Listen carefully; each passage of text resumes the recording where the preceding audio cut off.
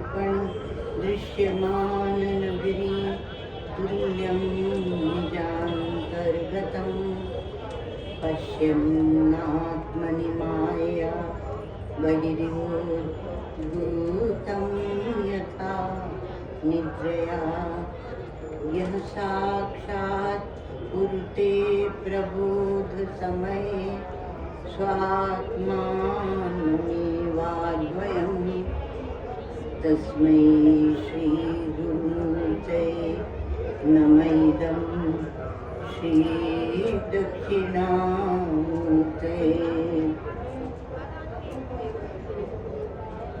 भक्ति श्रद्धैकमूला विरहित विषया बोधमूलं विरक्तिर्दिध्यासा लक्षितेऽर्थे श्रवणमननजा सम्प्रसूते समाधिं ज्ञानाभ्यासप्रधाना घनरतिरुदिता अन्त्यविद्यामवद्यां श्रीपूर्णानन्दतीर्थे वचसि वयमपि निर्भरं मज्जिताः स्मः। अखण्डानन्द सम्बोध मूर्तये ब्रह्ममूर्तये सुधास्मित समाश्लिष्ट नेत्रान्तस्फूर्तये नमः। ॐ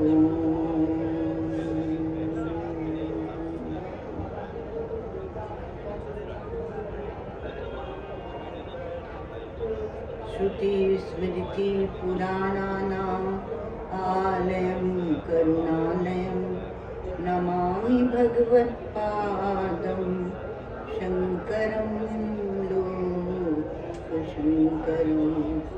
नमामि भगवत्पादं शङ्करं लोकशङ्करम्।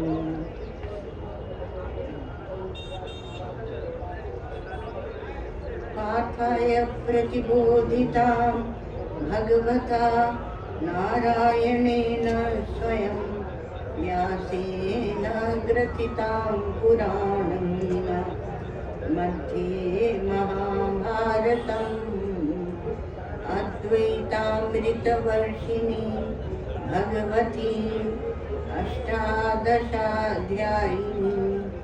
अम्ब त्वाम् अनुसन्दधामि भगवद्गीते भव द्वेषिणी। नमोऽस्तु ते व्यासविशालबुद्धे पुल्लारविन्दायतपत्रनेत्र येन त्वया भारततैलपूर्ण प्रज्वालितो ज्ञानमया प्रदीपा प्रपन्नपारिजाताय स्तोत्रवेत्रैकपाणये ज्ञानमुद्राय कृष्णाय गीतामृतदुहे नमः। सर्वोपनिषदो गावो दुग्धा गोपालनन्दन पार्थो वत्स सुधीर्भोक्ता दुग्धं गीतामृतं महत्। वसुदेवसुतं देवं कंसचाणूरमर्दनं देवकी परमानन्दं कृष्णं वन्दे जगद्गुरुं।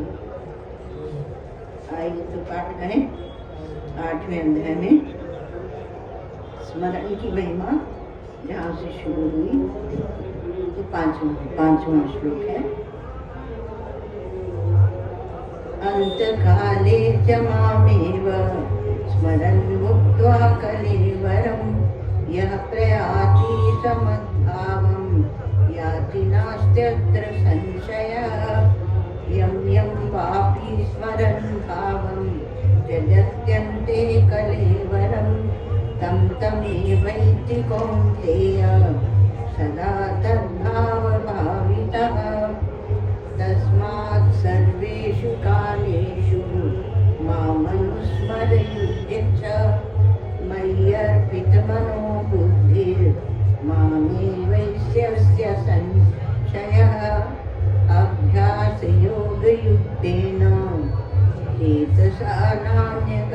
योगिना परमं पुरुषं दिव्यं याति पार्थानुचिन्तयन् कविं पुराणं अनुशासितारं मनोरणीयां समनुस्मरेद्यः सर्वस्य धातारमचिन्त्य रूपम् आदित्यवर्णं तमसः परस्तात्।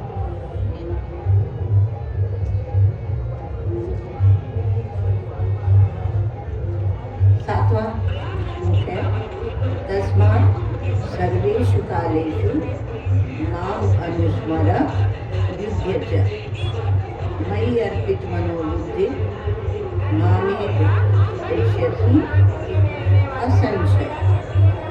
इसमें संशय नहीं।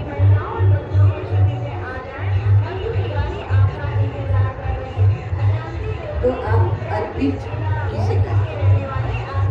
तो भगवान ने कहा कि मयि अर्पित मनोबुद्धि, एक तो सर्वेषु कालेषु। कहा कि महाराज यही तो बहुत कठिन है कि सर्वेषु कालेषु, सब काल में मेरा स्मरण करो।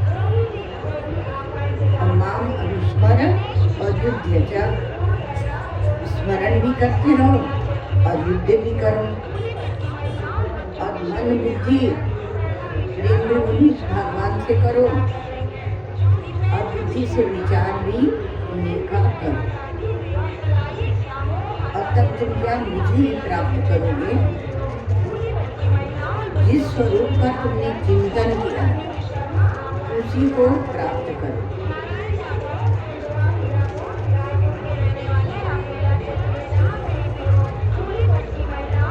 भगवान ये चाहते हैं कि आप चेतन का स्मरण करें, जड़ का स्मरण नहीं करें।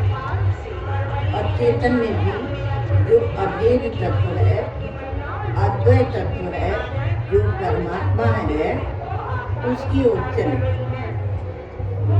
आपका वो वर्ण नहीं देखते, वो आश्रम नहीं देखते, वो आपको एक तत्व की ओर ले चलते हैं।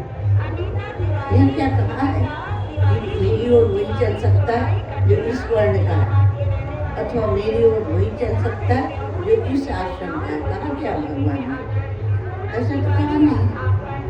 तो फिर इससे पता चलता है कि भगवान केवल आपके चेतनत्व को जगाना चाहते हैं। और यदि आप चेतन वस्तु का स्मरण करेंगे, मन बुद्धि को उसमें लगा देंगे, तो सरल हो जाएगा। क्या है कि राग द्वेष बहुत कठिन है। राग द्वेष को जीतना बहुत कठिन है। जब तक आप संसार को सत्य मानकर इसे देखते रहेंगे तो राग द्वेष से छूट नहीं पाएंगे। एक से एक को अच्छा समझ के उसमें राग करना, तो बहुत अच्छे की परिभाषा आपकी ये होती है कि वह हमारे काम में आता है। तो अपने परिचिन जब तक माना है अपने को, तो आपके परिचिन वाले घेरे में एक सीमित, एक छोटा है परमात्मा से एक, लेकिन जानते नहीं है। तो जब तक आप अपने को वो मानते रहेंगे, राग द्वेष करते रहेंगे, तो उससे पार पाना बहुत कठिन है। पार पाना बहुत कठिन है। और उसको दृढ़ता से आप रखते रहते हैं कि हम जो संकीर्णता में बैठे हैं वही ठीक है। तो अब क्या उपाय किया जाए? तो इसलिए कहा उससे पार पाने के लिए, या हिंदी में और भी शब्द बोलते हैं, निस्तार पाने के लिए क्या करना है? कहा भगवान से, या तो भगवान से प्रेम हो अथवा तो आप निष्ठा हो। तो भगवत प्रेम बढ़ाने का प्रयत्न हो अथवा आत्मनिष्ठा बढ़ाने का प्रयत्न।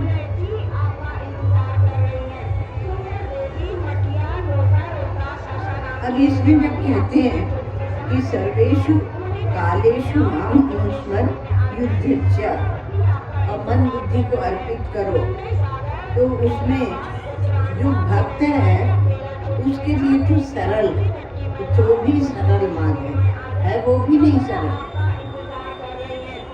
बारी मथे कृत होए बरु, सिकता ते बरु तेल, बिनु हरि भजन न भव तरिय, यह सिद्धांत अपेल। आप पानी को मथ के और घी निकाल सकते हैं, और बालू से आप तेल निकाल सकते हैं। मतलब असंभव चीज असंभव है, पर उस असंभव को आप संभव में ला सकते हैं। किंतु भगवान का भजन किए बिना संसार सागर से पार हो जाए तो बहुत कठिन है। बिनु हरि भजन अनुभव करिए, संसार सागर से पार नहीं करते। यह सिद्धांत है, यह संतों ने हमें सिद्धांत दिया, शास्त्रों ने दिया। तो इसलिए ईश्वर का स्मरण अत्यंत जरूरी है। तो का भक्त तो काम करते हुए भगवान का स्मरण कर सकता है, संभव है, और वो कहता भी है। हम तो अपना काम करते करते भगवान का स्मरण करते रहते। आप इस देश की माताओं से पूछिए, वो अवश्य बताएंगी कि हम तो भगवान का स्मरण करते रहते हैं। जिसको यह कठिन लगता है, अन्यथा मत लेना भाई, जिसको ये कठिन लगता है कि हम अपना काम करते करते और भगवत स्मरण करते रहते हैं, वह दोनों में से एक को छोड़ता है। यह तो भगवत स्मरण छोड़ देता है और समय निकल जाता है, अथवा सब छोड़ के भाग लेता है। और जिसको नहीं लगता वो दोनों हम करते रहते हैं। हमारा तो घर में ही बहुत भजन हो जाता है। तो आप धन्य हैं, आप कीजिए, बहुत अच्छी बात है। और फिर कहते कि घर छोड़ने की क्या जरूरत है, वो पलायनवादी बनने की क्या जरूरत है, ऐसे प्रश्न भी उठा सकते हैं।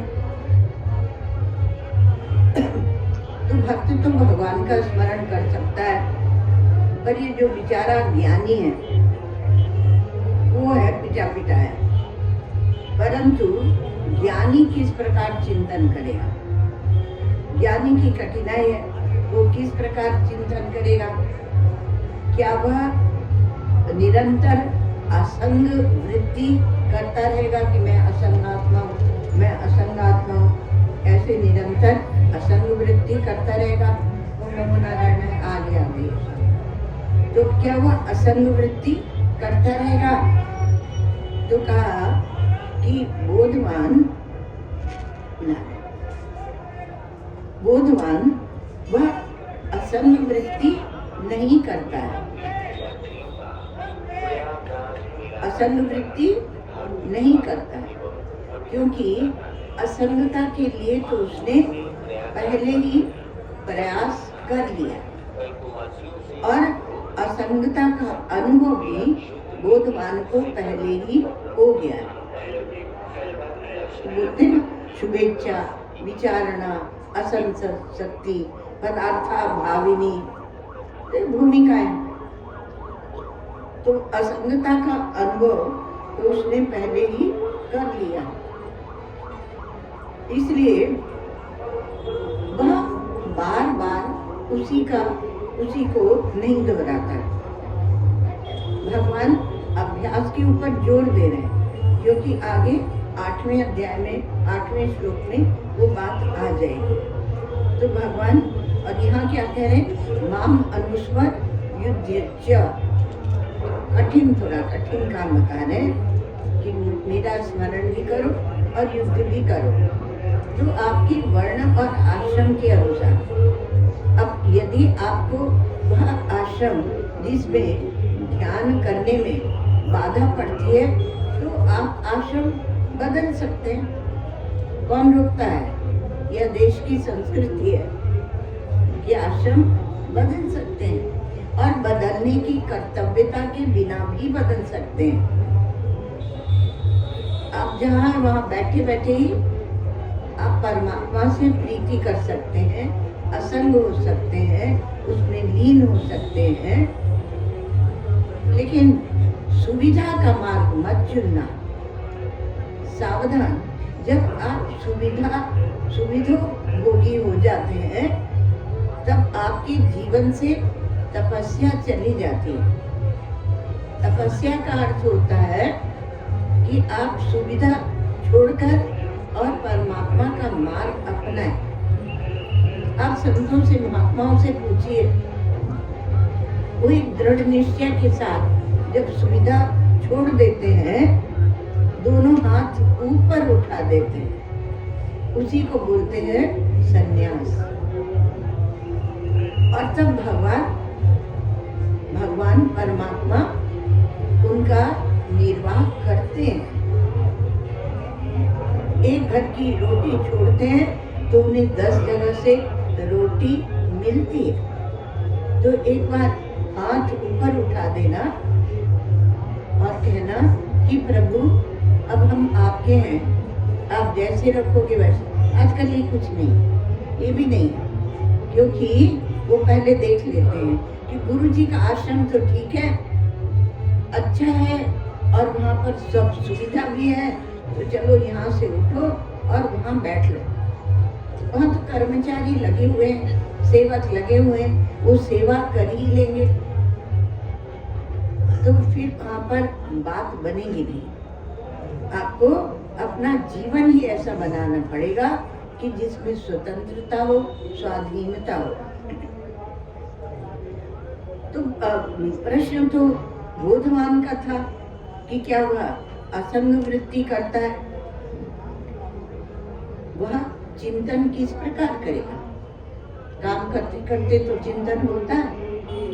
एक माता थी महाराष्ट्र में, ये कथा विनोबा भावे ने अपनी गीता के प्रवचन गीताई में सुनाई। गीता आई माने माँ, तो उन्होंने सुनाई। तो जो भी यहाँ कह रहे ना, मई अर्पित मनोबुद्धि, तो जो भी काम करती थी और उसके बाद वो बोलती थी श्री कृष्णार्पणमस्तु। पहले भगवान का स्मरण और बाद में भी उनका स्मरण कि श्री कृष्णार्पणमस्तु बोलती थी। तो घर के काम में लगी रहती थी। आखिरी में उन दिनों कोई गैस तो थी नहीं, तो चूल्हा साफ करके और उसमें राख और मिट्टी जो भी वो साफ करके पोंछ के और उस कूड़े को एक तरफ फेंकती थी और कहती थी, वो लास्ट था उनका, उस दिन का अंतिम कर्म था, तो कहती श्री कृष्णार्पणमस्तु। अब उस नगर में भगवान श्री कृष्ण का मंदिर था। भावग्राही जनार्दन, वो तो भाव ग्रहण करते। अब इधर क्या होता था, उसके पहले पुजारी भगवान को आराम से शयन करा के मंदिर के पट बंद करके अब चले जाते थे। सुबह जब आते तो देखते कि भगवान का जो विग्रह है उसकी गालों में कुछ गंदगी चिपकी हुई है। श्री कृष्णार्पणमस्तु। तो भगवान ये नहीं कहते कि मुझे सुंदर सुंदर सेंट लगाओ या ये लगाओ, वो आपकी नाक बताती है, और वो भी ग्रहण कर लेते थे। तो चिपका रहता था गालों में, फिर धो के पोंछ के साफ करते और फिर कहते पता नहीं कौन दुष्ट है जो इस प्रकार के कर्म करता है और भगवान के गालों में गंदगी चिपका जाता है, राख है, गोबर है, मिट्टी है, चिपका के जाता है। तो ऐसे कुछ दिन निकल गए। तो पुजारी ने एक दिन निश्चय किया, छोटा सा नगर था, कि देखूंगा कि कौन है जो भगवान के गाल में और ये गंदगी चिपका के जाता है। तो इधर उधर घूमते रहे, देखा कि एक माता, भक्तिमती माता, वो क्या जाने भक्ति कोई थर्मोमीटर से नहीं नापी जाती है। तो भक्तिमती माता और अंतिम में कहती श्री कृष्णार्पणमस्तु, और वो चूल्हे की राख और मिट्टी, वो गोबर, वो फेंक देती है। अब पुजारी ने जाके देखा कि उस समय जाके उनके गालों में चिपक जाता है। और गोपियां तो आप जानते हैं लगाती थी गोबर के टीके टीके टीके। बोलती थी लाला हमारी टोकरी उठवा दे तो हम तुझे मक्खन का लोंदा देंगे। तो श्री कृष्ण ने कहा लाला ने कहा कि एक टोकरी उठाऊंगा उसका एक माखन का लोंदा लूंगा। वो देगी तो कहा हम देंगे। तो बोले कि फिर कितनी टोकरी उठाई गिनती कैसे होगी, फिर तू बेईमानी कर लेगी तो कहा अच्छा ऐसा करते हैं कि कहीं निशान लगा दें। गाल बड़े सुंदर है, कपाल बड़े सुंदर है, उसी में गोबर का एक एक टीका लगाते जाते, लगा लेते, फिर गिन लिया जाता, फिर उतने माखन के लौंदे उनको खिलाए जाते। तो उनको तो इससे कोई परहेज था नहीं, इसलिए मिट्टी राख और गोबर भी चिपका लेते थे। तो फिर अब उसने कहा, पुजारी जी ने कहा कि ये तो बहुत अनिष्ट है, ये माता इस प्रकार कर रही है। उन्होंने जाकर उसे समझाया कि ये क्या करती हो तुम, पता है भगवान उसको ऐसे अपने गालों में चिपका लेते हैं, इस प्रकार से कोई सेवा की जाती है। वो माता बोली कि मैंने तो यही सीखा था कि सब कुछ भगवान को अर्पण किया जाता है। मयि अर्पित मनोबुद्धि मामे वैश्यसी असंशया। तो मुझे तो यही पता था कि भगवान को सब कुछ अर्पित किया जाता है, तो मैं अर्पित कर देती हूँ। तो पुजारी जी ने समझाया कि और कोई दूसरा प्रकार अपनाओ। तो भगवान बहुत बोले,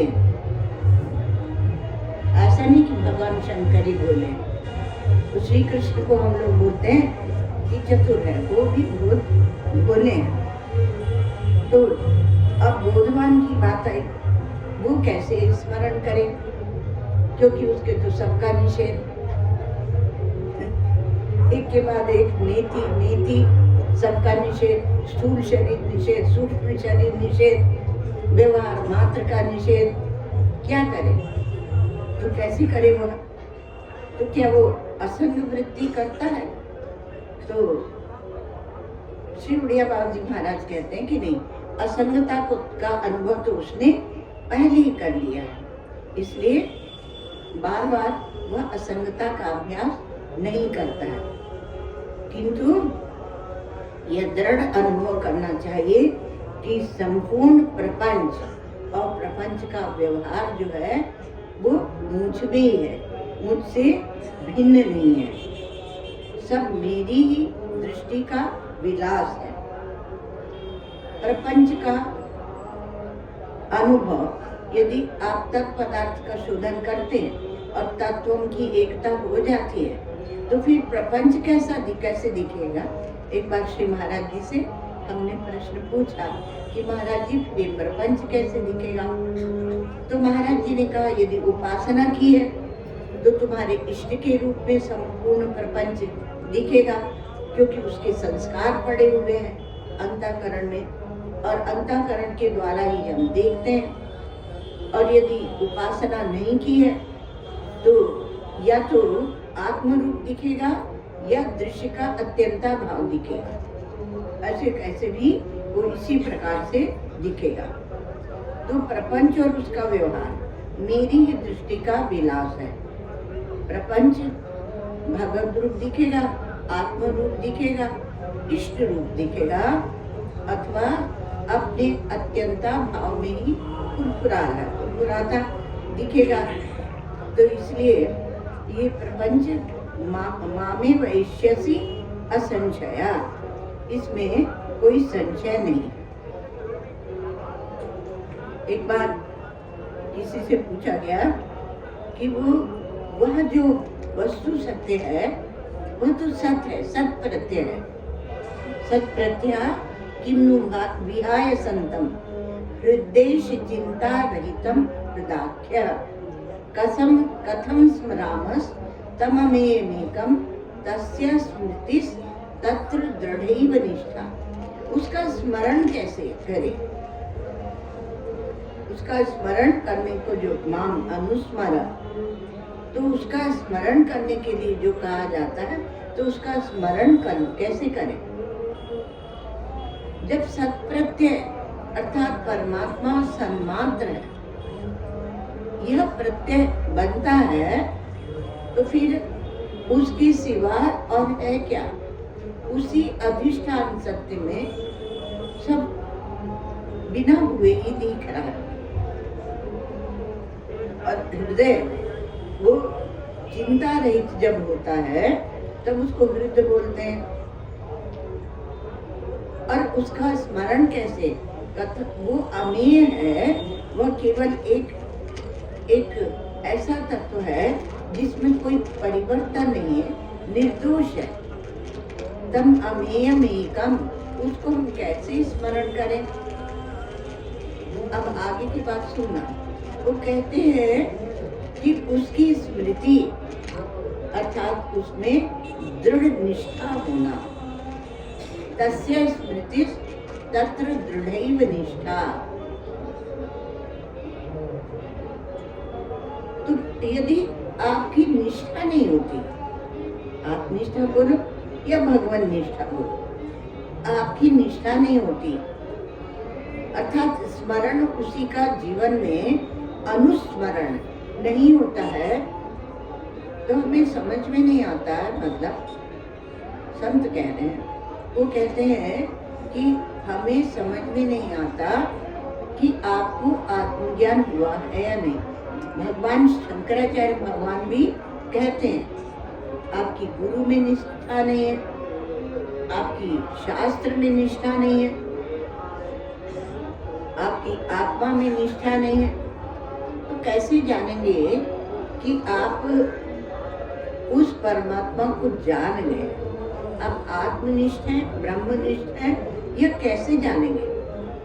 दिन भर संसार के प्रपंच की बात करते रहते हैं, वो दिखती, वो सुनाई पड़ती है, तो आपका जो व्यवहार है वह भी बोलना चाहिए, तब सबका कल्याण होता है। कहाँ हमें ज्ञान हो गया, अब हमें पाप पुण्य नहीं लगते हैं, तो अब हम पाप भी करें तो क्या है? तो ऐसे वाचिक ज्ञान से आप ज्ञान के कलंक बन जाते हैं, अर्थात कोई आपके ज्ञान को महिमा देने वाला नहीं होता है, और न कोई आपको देखकर इस ओर चल पड़े ऐसी इच्छा होती है। तो तस्य स्मृति तत्र दृढ़ैव निष्ठा, रमण महर्षि है। तो कहा कि उसकी स्मृति अर्थात उसमें निष्ठा हो जाना। जैसे ही स्मरण किया उसमें वहीं के वहीं आप परिनिष्ठित हैं उसी सन्मात्र वस्तु में। तो सन्मात्र वस्तु में आप निश्चित हैं, परिनिष्ठित हैं। यह आपके मन बुद्धि जो औजार है वो बताएंगे। जब आप परमात्मा को जान सकते हैं तो मन बुद्धि का संयमन क्यों नहीं? मन बुद्धि को उसी में लगा देना क्यों नहीं? वह तो खेल हो जाएगा। और यदि भीड़ भाड़ में नहीं होता मन बुद्धि में स्मरण, तो एकांत में बैठ लो। लोग कहें कि डर के भाग गए, एकांत में रहने दो। जो सृष्टि है ही नहीं, उसको देखकर आप क्यों परेशान होंगे कि कौन क्या कहेगा, कौन क्या कहेगा? इसी में जीवन बिता देते हैं। भगवान कहते हैं कि तुम मुझ में ही आ जाओगे, अर्थात मेरी ही निष्ठा हो जाएगी, इसमें कोई संशय ही नहीं है। तस्य स्मृति तत्र दृढ़ैव निष्ठा। तो सब ओर से उसका व्यापार मेरी ओर ही होना चाहिए। तो जैसे ईश्वर की दृष्टि का विलास है प्रपंच, वैसे बोधवान की दृष्टि का विलास है। अच्छा, तो वो बदल दे तो इस दुनिया को, वो निष्ठा नहीं है। कहा चलो अब अपन ऐसा करते हैं, समाज सुधार करते हैं। अब क्या काम है? अब समाज सुधार करेंगे। तो प्रेम नहीं है। जिस वस्तु को आपने जाना है उससे प्रेम नहीं है। अभी तो संसार में ही आपका मन लगा हुआ, व्यापार विचार में ही मन लगा हुआ। तो मन बुद्धि का अर्पण ये क्या है? अर्थात निश्चय कर लेना कि मेरा इष्ट, मेरा लक्ष्य यही है। ये बुद्धि का अर्पण है। और हर समय मन में उन्हीं का स्मरण करना, यही है मन बुद्धि का अर्पण। 8वां श्लोक भी देख ले। किंच तथा अभ्यास योग युक्तेन चेतसा नान्य गामिना। भगवान कहते हैं कि अभ्यास योग से युक्त होने के कारण, यह अभ्यास योग से युक्त होने के द्वारा, वहाँ कहा था मुझे ही स्मरण करे, यहाँ अब उसने स्मरण किया और उसका चित्त अब और कहीं नहीं जाता। परमं पुरुषम दिव्यम ज्ञाति, परम पुरुष को वह प्राप्त होता है। हे पार्थ, वह परमं पुरुषम दिव्यम ज्ञाति पार्थ अनुचिंतयन, क्योंकि वह अनुचिंतन करता रहता है। अनुचिंतन करते हुए परम पुरुष को प्राप्त होता है। वहाँ अनुस्मर का था, यहाँ अनुचिंतन कहते हैं। तो ऐसा जो मेरा भक्त है अथवा जो ज्ञानी है, जो मेरी ओर चल रहा है, नारायण, वह अभ्यास योग से युक्त है। तो अभ्यास योग अर्थात बारंबार तदाकार वृत्ति करना। तो बारंबार तदाकार वृत्ति करना, पहले तो आपने बुद्धि से निश्चय किया कि अब हमें इधर ही चलना है। अब आपके भूत विघ्न आएंगे, क्योंकि समुद्र है, समुद्र में से कोई जब ऊपर उठने लगता है तो समुद्र में जो डूब उतरा रहे हैं तो उसकी टांग पकड़ के खींच दे, तब उसको बहुत बहादुरी से चलना होता है। तो टांग पकड़ के उससे भी दबा के हुई उसमें संसार के समुद्र में डुबा देंगे। तो वो धैर्य से, शूरता से, वीरता से, दृढ़ता से अपने मार्ग पर चलता रहे।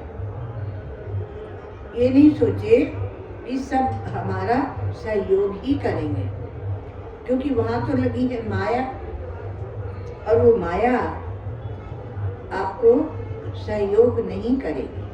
आप जो संसार सागर देखते हैं ना, वह केवल माया है। तो किसी एक काम में लगन के साथ आप उसको बार बार करें तो उसको कहते हैं अभ्यास। भाष्यकार भगवान यहाँ क्या परिभाषा देख रहे हैं, क्योंकि इस प्रकार का जो अभ्यास है उससे बड़े बड़े दोषों की भी निवृत्ति हो जाती है। अब यहाँ क्या बता रहे हैं? कहा अभ्यास योग युक्तेन। भगवान शंकराचार्य कहते हैं कि मई चित्त समर्पण विषय भूते एकस्मिन् तुल्य प्रत्यावृत्ति लक्षणो विलक्षण प्रत्यय अंतरितः अभ्यासः सच अभ्यासो योग। तो अभ्यास योग में ये बता दिया। और तेन युक्तम, तो देखिए आप हिंदी देखें, कहा कि हे पार्थ, वह अभ्यास योग से युक्त है और उसका चित्त और कहीं नहीं जाता, अनन्यगामी, अर्थात उसकी अव्यभिचारिणी भक्ति है और किसी में मन उसका नहीं जाता। परमं पुरुषम दिव्या। तो भाष्य देखें, अभ्यास योग युक्त अनन्यगामी चित्त द्वारा अर्थात चित्त समर्पण के आश्रय भूत मुझ एक परमात्मा में ही, परिभाषा देखिए अभ्यास, विजातीय प्रतीतियों के व्यवधान से रहित तुल्य प्रतीति की आवृत्ति का नाम अभ्यास है, और ये अभ्यास ही योग है। अन्य विजातीय अर्थात अन्य कोई वृत्ति, आपकी वृत्ति सतत लगातार तैल धारावत उस सत्य का ही स्मरण करे। सत्य कहे, इष्ट कहे, परमात्मा कहे, आत्मा कहे, जो कहना, तो उसका ही स्मरण करे। ये तब संभव है जब आपका प्रेम हो। प्रेम ही नहीं है तो कैसे स्मरण करोगे? और प्रेम होगा भी नहीं यदि आप दुनिया भर में चक्कर खाते रहेंगे। अब जब आत्मस्थ होंगे, कूटस्थ होंगे, तब तो भगवान से प्रेम करेंगे। तो कहा उसको उससे हटने के लिए भी वही उपाय। तो विजातीय प्रतीतियों के व्यवधान से रहित और तुल्य प्रतीति, वो एक ही प्रतीति बारंबार बारंबार उसको दोहराना, उसको कहते हैं अभ्यास। बिनु हरि भजन, उसको भजन भी कहते हैं लोग। न भवतरी, पहले के महात्मा बहुत जोर देते थे, कहते थे भजन करो, भजन करो। भजन अर्थात ध्यान और जप। जब मन आपका इधर उधर जाने लगे तो उसको जप के द्वारा लौटाइए, और जप के द्वारा लौटाकर फिर पुनः उसको ध्यान में ले जाइए। तो जप और ध्यान, जप जब गंभीर हो जाता है तब ध्यान अथवा चिंतन स्वतः होने लगता है। जब तक आप जबरन करते हैं तब तक आपका ध्यान गंभीर नहीं होता। इसलिए हमारे शिवड़िया बाबू जी महाराज 4 भूमिका बताते थे। तो पहली भूमिका क्या है? तो कि ध्यान रहित जप। कैसे भी जप करो भाई, पहली भूमिका में तो चलो, मंत्र लो गुरु से। और कैसे भी, इसलिए गुरु से लेना जरूरी होता है कि आप अपने आप जो लेंगे, कल को आपका मन बदल जाएगा, फिर आप दूसरा मंत्र जपने लगेंगे। फिर तीसरा, तो 2 माला इसकी करते महाराज, 2 माला कृष्ण की कर लेते, 2 गणेश की करते, 2 दुर्गा की करते, 2 शिव जी की कर लेते, सबकी माला हम जप लेते। तो 2 माला करते, तो तैल धारावत चिंतन नहीं होगा, इसलिए एक का ही करना चाहिए। वो तो उसके पीछे कहीं ना कहीं एक भय होता है, यदि हम इनका छोड़ देंगे और वो नाराज हो गई, देवी माता नाराज हो गई, तो इसलिए हम कैसे दूसरे का चिंतन करें। तो आप 2 माला इनकी करते, 2 माला इनकी करते, 2 माला इनकी करते हैं। तो कहा कि जो गृह मंत्री हैं उनको भी खुश करते हैं, जो विदेश मंत्री हैं उनको भी खुश करते हैं, सारे जितने मंत्री हैं सबको खुश करते फिरते हैं। तो यहाँ भगवान को वो शैली पसंद नहीं है। इसलिए अभ्यास योग युक्तेन चेतसा नान्यगामिना। और भाष्यकार भगवान ने तो कह दिया, जहाँ हम चित्त का समर्पण कर रहे हैं, मुझ में जो चित्त का समर्पण कर रहे हो, तो उसमें नान्यगामिना चित्त समर्पण एकस्मिन् तुल्य प्रत्ययावृत्ति लक्षणों विलक्षण प्रत्यय अंतरित, दूसरे उसी विजातीय प्रत्यय को आने नहीं दो। एक उसी प्रत्यय का व्यवधान रहित उसका तुल्य प्रतीति, पुनः वही प्रतीति, पुनः वही प्रत्यय, उस आवृत्ति का नाम अभ्यास है। योग दर्शन कहता है शांतोदित तुल्य प्रत्ययो। जो वृत्ति शांत हुई वही वृत्ति उठे। हम राम राम कह रहे हैं और वृत्ति शांत हो गई, शांत बैठे। अब जब उठे वृत्ति तो पुनः राम राम, वही वृत्ति उठे। तो अंतरित ये ऐसे मोटे मोटे समझा रहे हैं आपको, तो जब आप करेंगे तब इसकी सूक्ष्मता को ज्ञात होगी। तो तुल्य वृत्ति की जो आवृत्ति है उसे कहते हैं अभ्यास, और वह अभ्यास ही योग है। तेन युक्तम तत्र एव व्यावृत्तम योगिना चेतः तेन चेतसा। ऐसे अभ्यास रूप योग से युक्त उस एक ही आलम्बन में वह लगा हुआ है और विषयांतर में नहीं जाता है। ऐसा जो चित्त है नान्य गामिना योगिना चेतः तेन चेतसा न अन्य गामिना, न अन्यत्र विषयांतरे गंतुम शीलम अस्य इति न अन्यगामी नान्यगामिना। और किसी वस्तु में वो जाता ही नहीं। आपको ये कठिन लगता है। हमारे भक्त संत कहते हैं सूरदास जी महाराज कि मेरो मन अनंत कहाँ सुख पावे, अन्यत्र सुख नहीं है।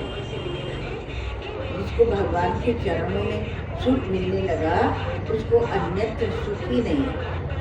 तो जैसे उड़ी जहाज को पंछी उन्हीं जहाज पे आवे। एक जहाज समुद्र में जा रहा है बड़ा, और ऐसे भी उसमें एक पक्षी बैठा है। तो उसी जहाज में बैठे बैठे वो थक गया, तो उसने कहा दूसरी जगह घूम के आता हूँ। उसके साथ वो अपने मन को जोड़ रहे हैं। तो सब जगह उड़ के इधर उधर इधर उधर घूमता रहता है, और फिर उसके बाद कहीं भी उसको बैठने की जगह नहीं मिलती। सब जगह जल ही जल लहरा रहा है। तो वापस आके उसी जहाज में बैठ जाता है। ऐसे मेरा मन अन्यत्र कहीं सुख शांति का लाभ नहीं करता है, इसलिए पुनः लौट के वहीं आ जाता है।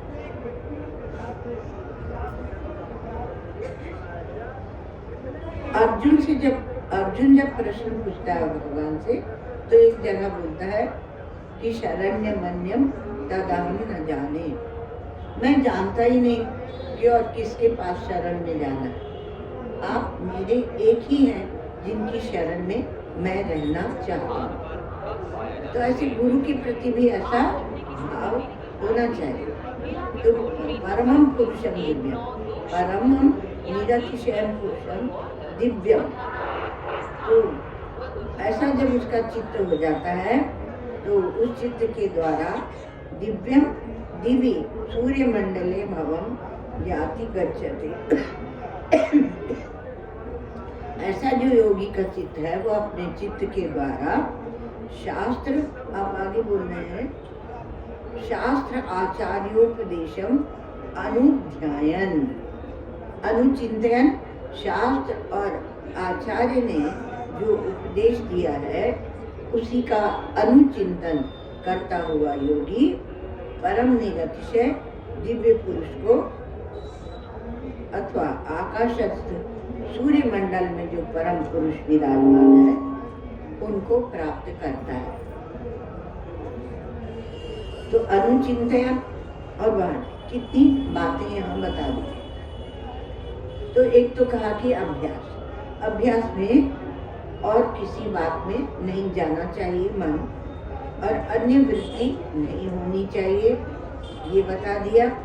अब यहाँ कहा कि ये अभ्यास वो कोई जबरन नहीं करता, जबरदस्ती नहीं करता, उसकी रुचि ही उसमें है, उसकी मन बुद्धि को आदत ही पड़ गई है, इसलिए उसका वह शील स्वभाव ही ऐसा हो गया है।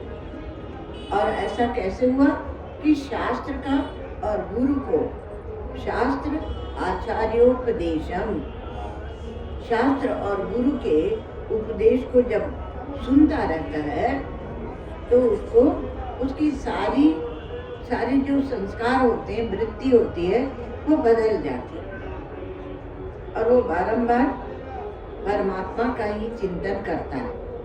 उसे इस समझ में आ जाता है कि संसार के चिंतन में कुछ भी नहीं है।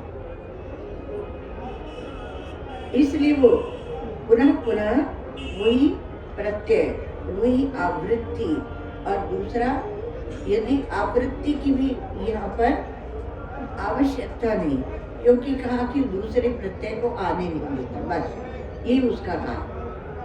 अनात्माकार वृत्ति तिरस्कार पूर्वकम आत्माकार वृत्ति प्रवहनम, तो वो केवल आत्माकार वृत्ति का प्रवाह, अर्थात अन्य प्रत्यय को न आने देना।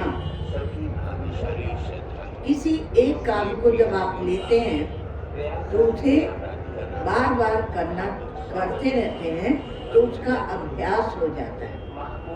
और ये अभ्यास की बात 8वें अध्याय में विशेष रूप से क्यों कही जा रही है? क्योंकि यहाँ प्रयाण काल का वर्णन है, अंत काल, मृत्यु के समय की बातचीत है। तो जो मृत्यु का समय है, उसमें जो उसने जीवन में किया वही वह करेगा। और ये अगर आप ये अभ्यास कर रहे हैं तो आपके जीवन में जो दोष हैं उनकी निवृत्ति हो जाती है। तो जो निश्चल चित्त है, जो चंचल चित्त है, इस विषय में जाता रहता है, वो भक्ति नहीं कर सकता। भक्ति के प्रारंभ में पहले श्रद्धा है, सत्य को धारण करने की शक्ति है। तो अब वह चित्त निश्चल होके और उसकी भक्ति अव्यभिचारिणी है, इधर उधर के विषयों में नहीं जाता, निरंतर एक ही प्रकार का चिंतन वह करती रहती है। अब आप यदि ऐसे करेंगे, कोई बताया था कि 2 माला इसकी, 2 माला दूसरे की, तो आपका अभ्यास योग युक्त न बात नहीं बनेगी। तो चित्त से लगातार अनुचिंतन करना वह परम पुरुष की प्राप्ति का उपाय है। उपाय क्या है? तो संतों ने कहा नहीं, उपाय क्या है? वो तो तस्य स्मृति तत्र दृढ़ैव निष्ठा, उसका स्मरण करते ही वो जो परमात्मा है वो आपके अंदर विद्यमान ही है, इसका विज्ञान ही है। तो इसलिए अभ्यास यहाँ पर क्या बताया? 3 बातें बता दी। एक तो ये बताया अभ्यास योग युक्तेन चेतसा नाम्ने गामिना, एक तो अनुचिंतन, एक बात बताई, एक योग युक्त बताया कि योग युक्त होता है, और तीसरा न अन्य कामिना, और कहीं पर नहीं जाता। तो या मति सागतिर भवेद, आप लोग बोलते हैं कि जैसी जिसकी बुद्धि, यहाँ पर जो विचार है वो यहाँ के खून में आ गया है। ऋषि मुनियों ने इतना दृढ़ प्रयत्न किया है कि आपके खून में, माने आपके डीएनए में है। तो आप यदि हीरे का चिंतन करते हैं, अरे कितना भी कर लो चर्चा, अब यदि अखबार पढ़ते रहते हो, अब तो अखबार क्या हो, जो भी टीवी हुई, तो आप देखेंगे कि एक ऐसा विषय उठा लेते हैं जिस विषय को रद्दी के टोकरे में डाल देना चाहिए और मनुष्यों की बुद्धि को खराब करते रहते हैं। जैसे हीरा तो कोई नहीं, इसके पास था, उसके पास था, वहाँ गया, वहाँ, क्यों हमें बताते हो? इसका प्रयोजन क्या है, इसका उद्देश्य क्या है? वो अपने देश का था और अपने देश से चला गया, तो उसकी चर्चा करेंगे, तो क्या होगा? जड़ वस्तु के चिंतन से बुद्धि में जड़ता आएगी। इसलिए कहा ऐसी वस्तु का चिंतन करो। हम सोचते हैं कि परोक्ष वैकुंठ में जाएंगे, स्वर्ग में जाएंगे, तो उसका भी निषेध कर दिया।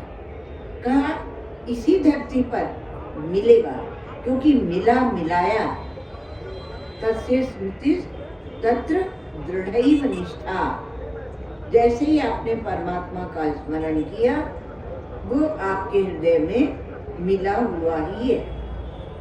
उसको मिलने में कोई व्यवधान नहीं, कोई देश काल वस्तु की दूरी नहीं, क्योंकि वह देश से अपरिच्छिन्न, काल से अपरिच्छिन्न और वस्तुकृत परिच्छिन्नताओं से भी रहित है। दूसरी बात यह आई कि वह जो परम चैतन्य है उसमें जड़ता नहीं है।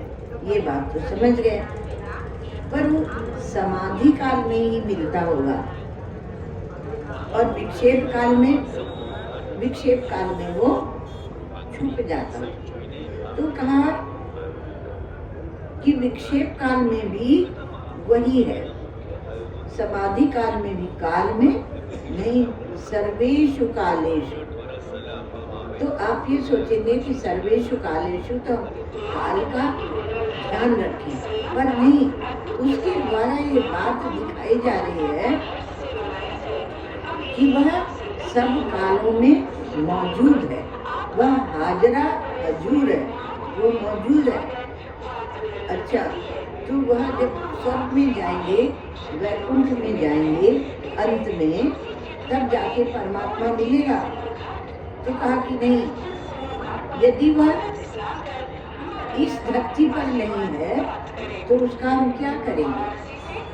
जो केवल स्वर्ग में है, तो ऐसी बात नहीं, वो धरती में भी वही है, धरती पर भी वही है। तो जब वो यही है और अभी है, तो उसको टाला क्यों जाता है कि मरने के बाद हम उस परमात्मा से मिलेंगे? क्यों टालते हैं? अभी प्राप्त करो, अभी और यही प्राप्त कीजिए। मयि अर्पित मनोबुद्धि मामेव ऐष्यसि असंशय। जब मुझ में मन बुद्धि को प्राप्त कर लेगा, क्योंकि औजार आपको वही प्राप्त है, तो मामेव ऐष्यसि, मुझे प्राप्त करे। उस समाधि को प्राप्त करेगा, सो बात नहीं। अब देख रहे हैं, बड़े धैर्य से समझना। कहा समाधि में जाएंगे तब परमात्मा मिलेगा, स्वर्ग में जाएंगे, स्वर्ग उपलक्षण है, वैकुंठ आदि सब जितने हिरण्य गर्भ आदि। तो कहा कि नहीं, वह विक्षेप पे भी है, अर्थात केवल आप अपने मन बुद्धि को उसमें लगाइए। वो धरती पर है, अर्थात यही है। तो स्वर्ग के लिए क्यों टालते हो? टालिए नहीं, अभी प्राप्त कीजिए। मयि अर्पित मनोबुद्धि मामेव ऐष्यसि। इसलिए पहले जो वर्णन किया अधिभूत, अधियज्ञ आदि का, तो वह इसलिए अधियज्ञ, अधिदैव, सब जो वर्णन किया, अधिभूत, अधिदैव, अधियज्ञ, सब जो वर्णन किया है, वह भगवान ने कहा कि वो सब भी उस रूप में भी मैं हूँ। तो यदि आप इन 7 रूपों में जान जाओगे, तो आपको आपके मन में संशय नहीं है, संशय नहीं है। मामेव ऐष्यसि असंशया। ये संशय क्या होता है? संशय तो संशय आत्मा विनश्यति, ये भी बात कही गई है।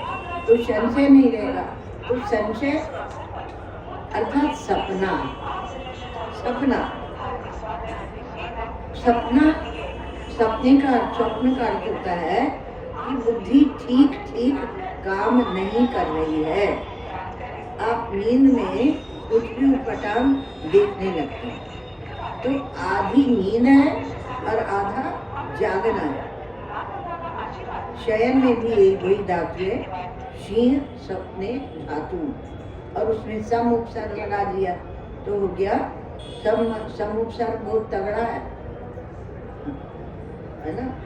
तो सम लगा दिया और तो हो गया संशय। तो आप क्या सपना देख रहे हैं? सपना देख रहे हैं कब? प्रभु तुम जागृत में आओ ना आओ और सपने में आ जाना। ऐसे भक्त लोग गाते महाराज, थोड़े से बुद्धू भक्त भी होते हैं, पर भगवान तो प्रेम ही देखते हैं तो चला लेते, कोई बात नहीं। तो सपने में आ जाना, अरे जागृत में बुलाओ ना, सपने में आ जाना। तुम्हारी ना वहाँ बुद्धि जगी हुई होती है ना, सपने में आ जाना। तो वहाँ पर सपना देखते हैं तो वहाँ संशय होता है। तो संशय माने दुविधा होती है, बुद्धि में निश्चयात्मिका शक्ति वहाँ नहीं होती है। तो क्या ठीक है क्या नहीं वो पता नहीं होता। जो दिख जाए जो होता रहे। तो वहाँ पर ठीक व्यवसायत्मिका बुद्धि या निश्चयात्मिका बुद्धि होती ही नहीं है।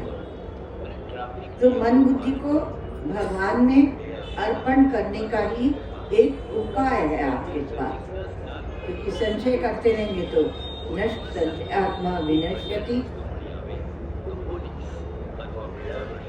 तो गीता नहीं, हम गीता की बात नहीं मानेंगे, श्रीमद् भगवद गीता की, तो और कोई शास्त्र ले आएंगे।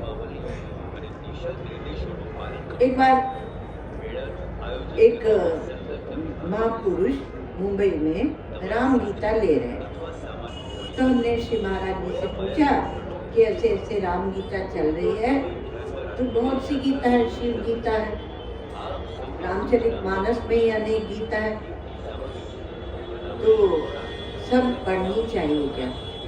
महाराज जी ने कहा कि हाँ सब गीता अच्छी है, पर सर्वश्रेष्ठ है भगवत गीता। भगवत गीता क्योंकि इसमें गूढ़ रहस्य बताए गए हैं, इसलिए ये हमारे प्रस्थान त्रयी में है। मोक्ष का जो प्रस्थान बनता है उसमें यह भगवत गीता है। तो मन बुद्धि को भगवान में अर्पण करना ही एकमात्र उपाय है। अब और जो संशय करता है, नायम लोकोस्ति न परो न सुखम संशय आत्माना, इसलिए निश्चय करो अविनाशी जो परमात्मा है, आपका जो स्वभाव है वो स्वभाव आत्मा परमात्मा ये सब क्या है? अविनाशी परमात्मा से जुड़ा हुआ।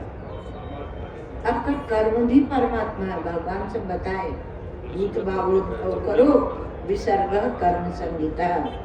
जो पृथ्वी में उग रहा है, नई नई वस्तुएं हो रही हैं, तो वह भी भगवान ही है। विसर्ग कर्म संगीता। तो भगवान ये कहना चाहते हैं, मन बुद्धि को जब आप पवित्र कर लेंगे तब आपको ये पता लगेगा कि आप में वह शक्ति है कि आप भूत भाव उद्भव करा विसर्ग उसको भी आप पैदा कर सकते हैं। तो आप अपने वीर्य, अपनी शक्ति, अपनी वीरता का आप उपयोग करें। तो कैसे करें? मन को भी लगाओ और बुद्धि को भी लगाओ। मन से परमात्मा को प्रेम करो, ये पुरुषार्थ है, इसको हल्की फुल्की बात से नहीं ले लेना। और बुद्धि से ये निश्चय करो। तो ये सब ईश्वर का रूप है। वीरता की बात जहाँ आती है, संत भक्तों की बात आती है, तो हमारे देश में कहते हैं कि हे जननी भूत भाव हे जननी जने तो भक्त जन, या तो संत जन का दाता का शूर, नहीं तो जननी बांझ रहे काहे गवावे नूर। का स्मरण करें, उन्हीं का स्मरण करें, तो कैसे करें? तो मन हम नहीं छोड़ सकते। आपको कहा जाए कि मन छोड़ दो, मन हम नहीं छोड़ सकते। मन को छोड़ने की शक्ति नहीं है, तो अभ्यास करो और मन बुद्धि को परमात्मा में अर्पित करो। ऐसा नहीं कि कोई कहीं से आपके अंदर उतर कर आएगा और आपको भक्त बनाएगा या वीर बनाएगा, तब आप अपनी जननी को कृतार्थ करेंगे। भगवान उपाय बता रहे हैं कि आप माता पिता को भी कृतार्थ करने के लिए भूत भावो भव करो कि परमात्मा का ही चिंतन करें, स्मरण करें। माम अनुस्मरण और मयि अर्पित मनोबुद्धि और अभ्यास योग युक्तेन, अभ्यास योग से युक्त है, चित्त को इधर उधर न जाए। एक महात्मा थे, एक संत थे महात्मा, जो अनपढ़ थे। भगवान की वाणी चेतन सच्चिदानंद घनमयी है, तो वो अनपढ़ थे। अब उन्होंने सुना कि गीता में बड़ा अपनी आत्मा का वर्णन है, उपदेश किया गया है। तो रोज उठ के और नहा धो के और एक चौकी लगा के उसमें गीता की पुस्तक को रख के लेके आए, गीता की पुस्तक, और उसमें उंगली फिराई। अनपढ़, अक्षर का ज्ञान नहीं, जो उंगली फिराए और अंतिम तक जब उंगली मिल जाए तब प्रणाम करें। अब लोग आसपास के देखते थे क्या नाटक है, ये अनपढ़ साधु और गीता पढ़ता है, तो जब पूरा हो तो कहे पढ़ लिया, हो गया आपका गीता पाठ पूरा, तो कहे हाँ हो गया। अब वो कितना भी हंसे, उन्हें कोई मतलब नहीं था। मैं ये अर्पित मनोबुद्धि, तो उन्हें कोई मतलब नहीं था, वो गीता पाठ करें। ऐसे जब गीता पाठ करते करते, अब गीता तुम्हारा भगवत वाणी है, तो चेतन है, सच्चिदानंदमयी है वो।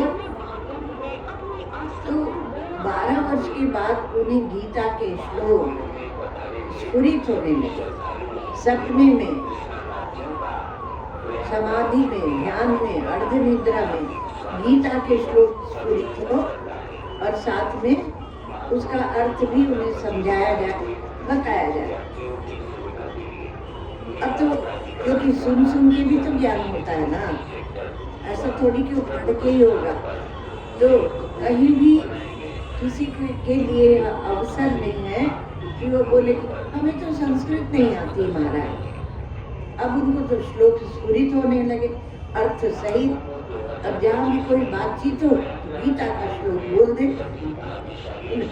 अब महात्मा लोग आश्चर्यचकित, जो अड़ोसी पड़ोसी पहले हंसते थे, अब उनकी निष्ठा के सामने प्रणाम करने लगे। ओम सर्वे भवन्तु सुखिनः, सर्वे सन्तु निरामयाः, सर्वे भद्राणि पश्यन्तु, मा कश्चित् दुःखभाग् भवेत्।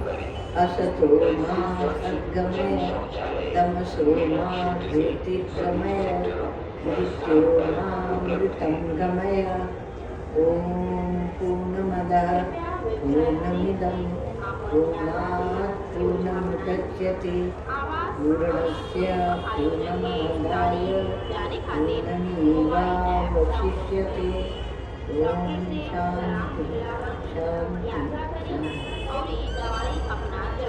आज आवाज़ें इतनी थी, फिर भी आप लोगों ने सुना, उसके लिए धन्यवाद।